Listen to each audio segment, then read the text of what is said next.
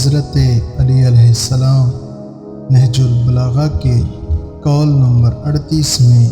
اپنے فرزند حضرت امام حسن علیہ السلام سے فرماتے ہیں، مجھ سے 4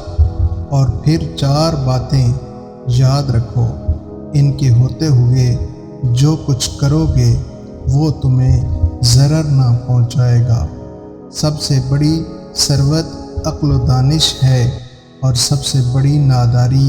حماقت و بے عقلی ہے،